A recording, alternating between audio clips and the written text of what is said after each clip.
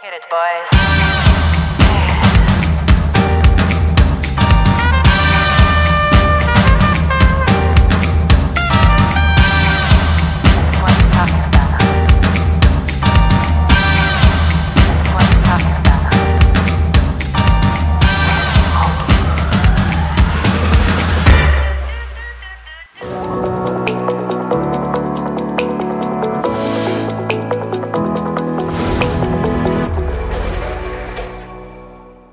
Bonjour à toutes et à tous, très heureux de vous retrouver sur cette Agora de l'étudiant. Le salon bat son plein, c'est le 3e jour, une grosse affluence encore et ça fait vraiment plaisir. Nous allons aborder maintenant un métier, une profession dont on ne parle pas suffisamment, une profession qui est au cœur de très nombreux secteurs d'activité, vous allez le voir, au cœur de la cité, indispensable dans de très nombreuses filières comme le bâtiment, comme la construction, l'urbanisme. On va évoquer tous ces sujets-là avec 3 invités de marque. Je vous présente donc Aune Steger. Bonjour. Bonjour. Vous êtes géomètre expert. Hervé Gasto, bonjour. Vous êtes vous aussi géomètre expert, chef d'entreprise et délégué général de l'UNGE. Bonjour. Et Emmanuel Simon Barbou, vous êtes secrétaire national de l'UNGE et géomètre expert aussi. Également, bonjour. Donc je suis bien encadré, 3 géomètres experts. On va bien cadrer la thématique. On va démarrer avec vous, Hervé, pour faire un rapide tour d'horizon sur ces métiers, sur ce secteur qui est très discret et qui pourtant a une importance vitale dans énormément d'activités. Parlez-nous un peu de ce secteur. Oui, déjà bonjour à tous. Donc on est ravis d'être là parce que le métier de géomètre expert et globalement les métiers dans les cabinets de géomètre expert sont encore mal connus. Quelques chiffres quand même, hein. On recrute au niveau national sur les 30 professions, on est en 3e position en termes de besoins en recrutement. Donc quand vous venez chez nous en fait, eh ben, vous sortez des formations, vous êtes automatiquement, en tout cas la plupart du temps, salarié et recruté dans nos cabinets de géomètres experts. Il y a à peu près 2300 postes au niveau national à pourvoir, de tout type, et on va en parler tout à l'heure parce qu'on a différents métiers dans les cabinets de géomètres experts. Et après, ce qui est important à vous donner également, c'est quelques chiffres, hein. On va dire les géomètres experts, c'est à peu près 1800 géomètres experts en France, qui regroupent à peu près 10 000 salariés dans nos cabinets. Et donc, on a différents postes à prévoir. Juste pour la petite info, je ne suis pas géomètre expert, je suis permanent du syndicat et je suis délégué général, voilà. Mais je représente la profession depuis pas mal d'années. De ça. Alors, on va évoquer, on va revenir bien sûr en ping-pong comme on le fait sur ces tables rondes. On va évoquer le métier de géomètre expert avec vous, Aude, pour voir un peu votre quotidien. Parce qu'on a une idée comme ça, un petit a priori. C'est quoi votre quotidien de géomètre expert ? Alors, le quotidien de géomètre expert, c'est une très belle aventure déjà. Chaque jour, c'est varié. Aucune journée se ressemble et effectivement, comme on le voit sur la photo, c'est une diversité de profils, une diversité de métiers, une diversité de technologies de pointe et une diversité de compétences qui, autour d'une table ou d'un projet, réalisent ce que l'on fréquente au quotidien, que ce soit des lignes de métro, des superbes bâtiments, mais aussi des survols en drone et des magnifiques photos qui peuvent servir par la suite à des projets territoriaux intéressants et populaires. Donc c'est ça être géomètre expert, c'est permettre une diversité de compétences et offrir une évolution dans une profession trop peu connue, féminine. Si, j'insiste, être géomètre et femme, c'est possible et oui. C'est même recommandé pour certains aspects du métier. Donc je dirais que voilà, ça mêle la technologie, les nouvelles technologies en particulier. On le verra peut-être par la suite, donc avec le drone, mais aussi l'informatique, le développement numérique, la modélisation 3 dimensions, ça c'est très important chez nous, et aussi des compétences, je dirais, mathématiques ou scientifiques, avec donc des calculs qui sont très axés sur de la géométrie, mais souvent aidés par des ordinateurs, et des compétences personnelles, la volonté, la précision. Oui, je pourrais en parler des heures en fait.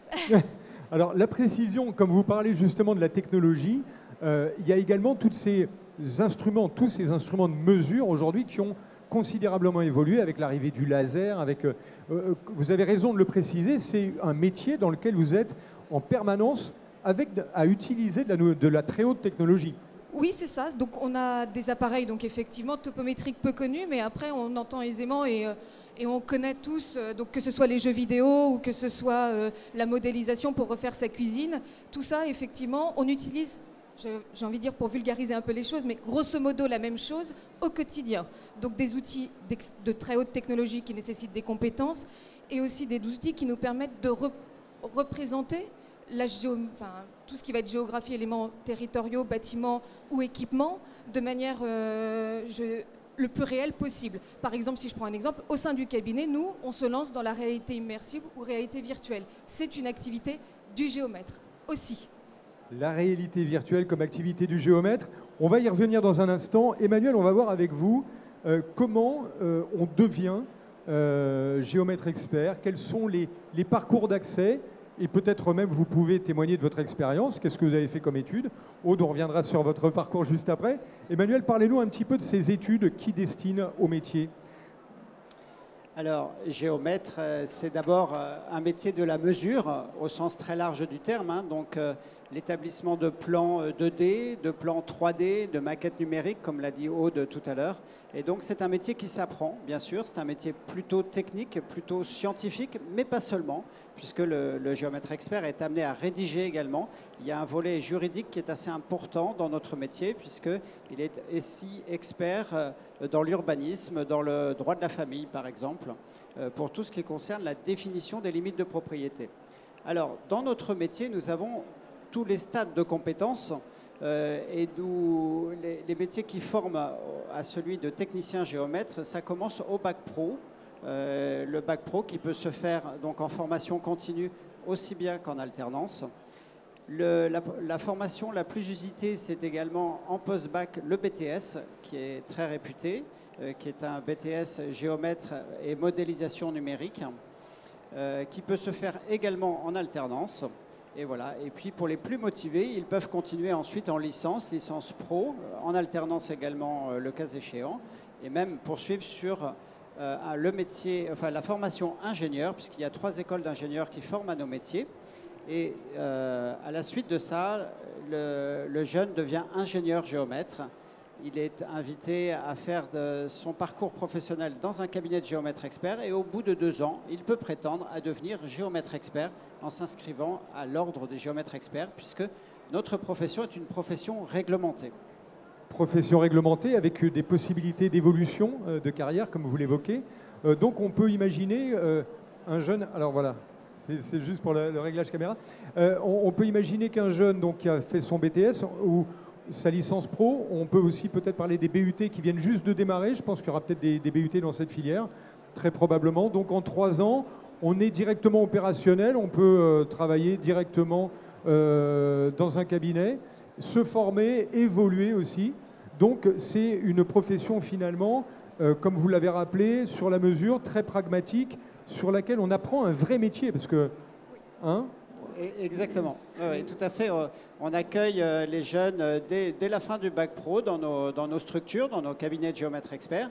Et ils peuvent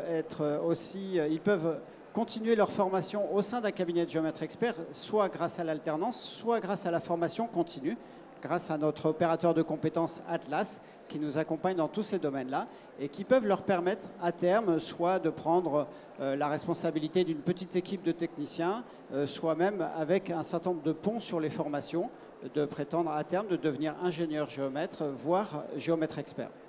Hervé, vous voulez rajouter? Oui, moi ce que j'ai envie de rajouter, c'est vraiment sympa de travailler dans un cabinet de géomètre expert. Franchement, alors c'est des petites structures, hein, en moyenne c'est 9 salariés dans un cabinet.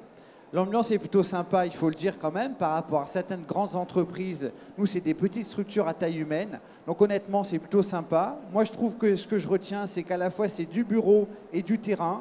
On est évidemment pas mal au bureau, mais on est aussi pas mal sur le terrain. Donc on associe en fait les deux. Je trouve plutôt sympa. Et qu'évidemment, on recherche des techniciens géomètres, mais il y a aussi d'autres salariés avec d'autres postes. Hein. Dans nos cabinets, il n'y a pas que des techniciens géomètres. On accueille un certain nombre également d'autres profession, on n'a pas le temps d'y rentrer là dans le détail en 20 minutes.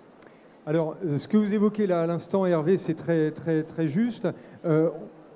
C'est presque le cœur du métier, c'est la mesure. Tout le monde va passer par là, quelque part. C'est la formation dont vous parliez. Pour comprendre, tiens, ce que c'est de prendre des mesures, ce que c'est la précision, ce que c'est tout ça. Une fois qu'on a ce bagage-là, vont s'ouvrir plusieurs champs d'activité. Vous en avez évoqué quelques-uns tout à l'heure, avec de la réalité virtuelle, avec du juridique, vous en avez parlé, Emmanuel. Donc après, on voit, ça amène à plein de professions, ça ouvre un champ, et c'est ce que vous évoquez à l'instant, Hervé. Je pense que dans un cabinet, après, chacun va avoir un peu une direction en fonction de son cursus, va avoir un job un peu différent, quoi. Vous confirmez, Aude, aussi ? Oui, c'est ça.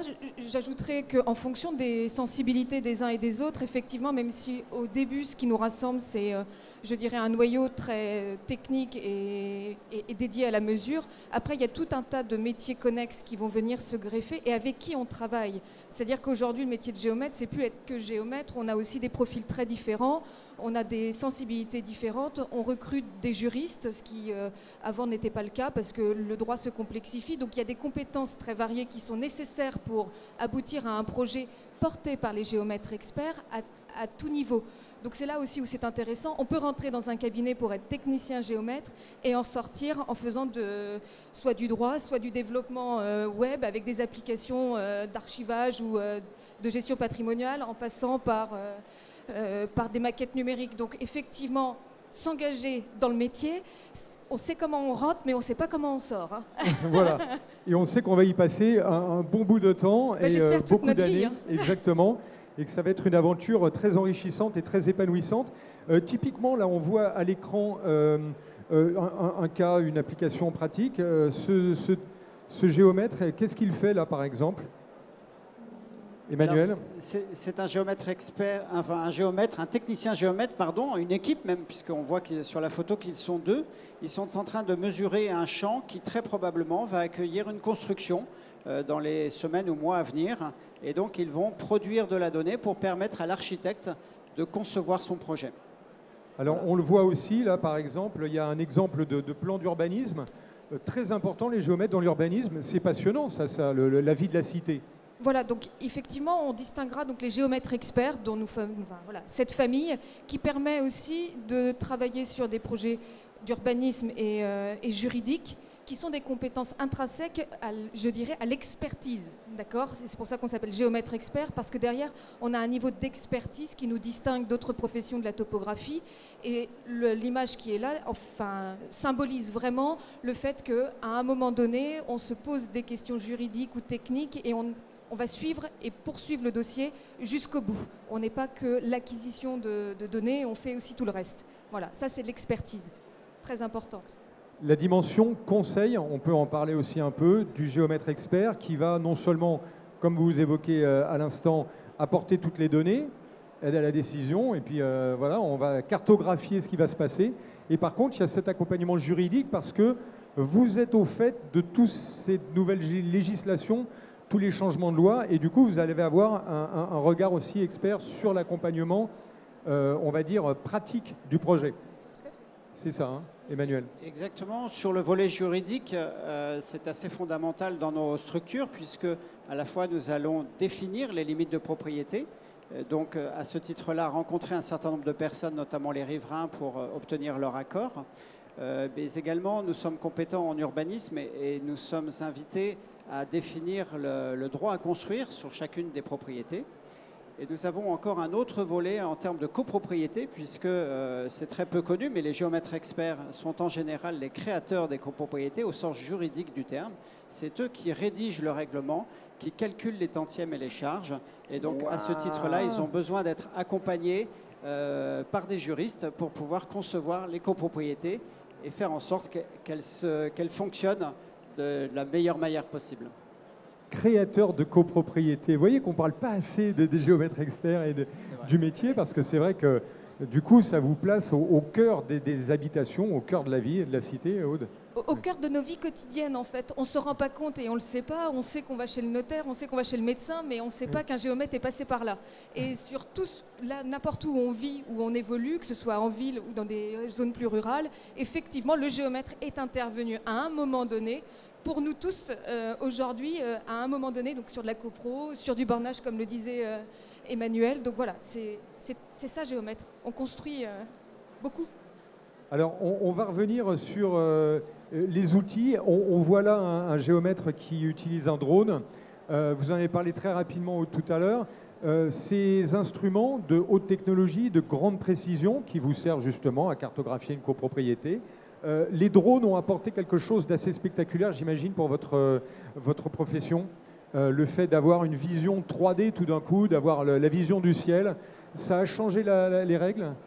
Ça a changé le métier. Allez-y tous les deux, peut-être Emmanuel d'abord. Oui, complètement. Comme l'informatique dans les années 90 a littéralement changé notre métier, aujourd'hui ce sont les nouvelles technologies d'acquisition numérique de la donnée. Donc les drones en font partie, mais pas seulement, hein, puisqu'on a aussi les scanners mobiles, statiques, qui nous permettent d'acquérir de la donnée plus vite, en plus grande quantité. Pour autant, il faut savoir la gérer, il faut savoir la qualifier. Il faut savoir lui donner une précision et c'est véritablement ça le métier de géomètre expert.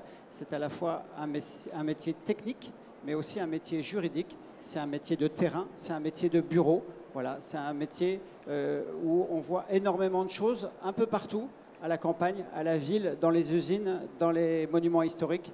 Donc c'est un petit peu ça sa passion et on utilise effectivement ces outils au quotidien maintenant. Voilà, je montre pour illustrer ce que vous dites en temps réel, Emmanuel, voilà, des exemples de plein air, parce que voilà, c'est un métier de plein air avec des ingénieurs qui sont en action.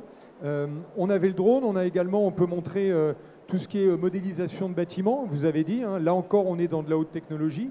Donc pour les jeunes qui nous regardent et qui nous suivent et qui ont envie de s'intéresser à ces métiers, on peut peut-être parler de vos parcours d'ailleurs justement, parce que là on est sur de la simulation, il y aura une partie justement 3D qu'on a évoquée avec des maîtrises de logiciels, avec tout ça. Sur vos parcours perso par exemple, Aude, vous avez fait quoi comme parcours, comme études pour arriver là ? Alors moi j'ai fait des classes préparatoires et après j'ai intégré l'école des géomètres, le SGT qui est situé au Mans, et j'ai poursuivi avec l'école des ponts et chaussées à Paris. Et puis parce que effectivement le métier évolue et encore une fois c'est pour ça qu'il faut toujours être en veille tant technique que juridique. J'ai poursuivi avec une formation non diplômante à l'école spéciale des travaux publics en BIM, donc sur ce que l'on voit là, c'est-à-dire faire des maquettes numériques intelligentes et renseignées. Donc être géomètre expert c'est aussi ça, c'est être enclin à une formation continue pour pouvoir être performant et de permettre donc d'adapter notre réflexion avec les nouveaux outils qui ne cessent d'évoluer et qui nous chamboulent un peu le quotidien quand même. Donc voilà, voilà ma formation. Carrément. Emmanuel, vous de votre côté, c'était... Alors moi, je vais vous raconter une petite anecdote. En fait, en troisième, je voulais être architecte parce que j'aimais beaucoup dessiner des plans. Et j'ai découvert le métier de géomètre en seconde lors d'une journée porte ouverte, tout simplement, découverte métier. Et là, je me suis dit, mais c'est exactement ce que je veux faire. Ça m'a guidé, ça m'a motivé, puisque j'avais besoin de motivation en seconde pour réussir. Donc j'ai passé mon bac et je suis allé aussi en classe préparatoire comme Aude pour intégrer directement une école d'ingénieur. À l'époque, c'est ce qui se faisait de manière classique. Mais aujourd'hui, les parcours sont beaucoup plus faciles, hein, puisque même en partant d'un bac pro, on peut tout à fait aller jusqu'à une école d'ingénieur, ce qui n'était pas possible avant. Oui. Ce que vous avez évoqué tout à l'heure en entrée, avec une formation en 2-3 ans, on peut déjà commencer à travailler. Aude, vous voulez rajouter ? Voilà, je vais rebondir sur ce que Emmanuel dit. Moi, je prends un cas très précis au cabinet. J'ai un jeune étudiant qui est rentré, il a fait un BTS par alternance après un bac scientifique. Il a poursuivi avec une licence pro et aujourd'hui, il est en master pro et son souhait, c'est de devenir géomètre expert, alors qu'il y a quelques années, on devait passer par une école d'ingénieur. Et là, parce qu'il aime allier donc, le côté professionnel à l'enseignement, il a choisi une voie par alternance, et donc ce jeune homme qui est au sein de ma structure, certainement sera géomètre expert dans quelques années. On lui souhaite, et c'est un parcours voilà, qui peut inspirer ceux qui nous suivent. Hervé, on peut parler peut-être de l'alternance. C'est un secteur dans lequel l'alternance a une vraie pertinence, on va dire, parce que le jeune va être déjà immergé sur le terrain, et il va apprendre carrément, très rapidement, une profession. Alors effectivement, toutes nos formations sont soit en formation, on va dire, initiale, en présentiel total, mais toutes nos formations sont également en alternance, y compris en école d'ingénieur, il y a de l'alternance, donc il ne faut pas effectivement hésiter, ce qui est quand même pas mal. Et de tout temps, en fait, la profession s'est impliquée dans les questions d'alternance. Pour revenir à ces deux parcours-là, Et je vous le redis, ce n'est pas tout d'entrer dans des filières de formation, il faut que derrière ça, vous ayez de l'emploi. Nous sommes une profession qui recrutons. Il y a plein, et vous avez évidemment plein de stands, plein de métiers. On a parlé des architectes ou d'autres secteurs. Évidemment, au niveau de la jeune génération, on a envie d'entrer dans certaines professions finalement qu'on connaît mieux. La nôtre est peut-être moins connue, mais je vous assure, chez nous, c'est le plein emploi. Et quand vous rentrez dans la formation, eh bien, vous êtes embauché. Ce n'est pas négligeable parce qu'il y a pas mal de filières qui sont embauchées. Et donc, c'est important de le redire. L'alternance, c'est important. Et en plus, chez nous, on vous accueille, vous pouvez évoluer. Et comme je l'ai dit tout à l'heure, c'est plutôt assez sympa, avec une bonne ambiance. Bah, il faut travailler comme toute structure, hein, mais c'est vrai que voilà, c'est une autre façon aussi de concevoir le modèle de l'entreprise et de l'entrepreneuriat. On va parler peut-être du côté collectif. Là, ce que vous avez évoqué, Hervé, c'est les liens qu'il peut y avoir entre des géomètres experts, des architectes, des urbanistes, la mairie, les territoires, les collectivités. C'est un métier en fait qui est au carrefour de plein d'activités et vous allez créer des liens avec des corporations, des organismes très différents. Ça se passe comment au quotidien, ça, les relations avec, par exemple, des architectes? Emmanuel, on pourra en parler. C'est vrai que être géomètre, c'est aussi être au carrefour d'une multitude de professions connexes avec qui on travaille et qui effectivement nécessitent de s'adapter. Donc c'est vrai qu'il faut souligner, être géomètre, c'est voir du monde quand même. C'est être toujours en action, être toujours dans un aspect pédagogique ou en tout cas où on apprend à présenter un projet et à travailler en collectivité, de manière collaborative avec d'autres cœurs de métier. Et enfin voilà, c'est varié, on voit du monde, il ne faut pas l'oublier. On n'est pas tout seul derrière notre ordinateur, on fréquente beaucoup d'autres métiers. Et par rapport au mode de travail, on est toujours en mode projet quelque part aussi. Il y a quand même beaucoup ça. Vous allez vous intéresser à un projet sur 2 ans, 3 ans. Vous allez fonctionner comme ça en collectif, mais sur un projet un peu limité dans le temps. Et après, vous allez changer. C'est un peu ça, le renouvellement permanent? C'est exactement ça. On a l'habitude même de dire que sur un projet de construction, on intervient avant, pendant et après. Donc, on est un petit peu à tous les stades de ces projets.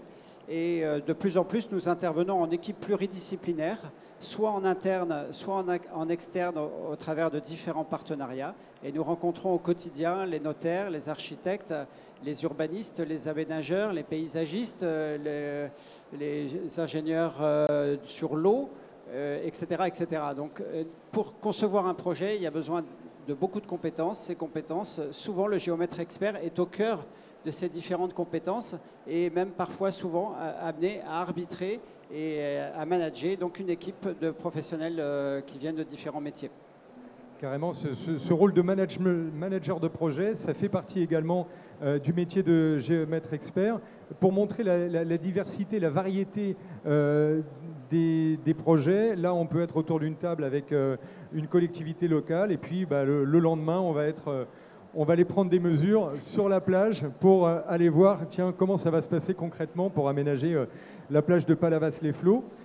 Donc il y a une grande variété. Vous évoquiez tout à l'heure, Aude, la partie féminine, c'est un métier féminin. On sait que dans les métiers d'ingénierie, on demande des profils femmes. Vous l'avez souligné, vous êtes très épanoui dans ce métier-là. C'est un métier pour les femmes.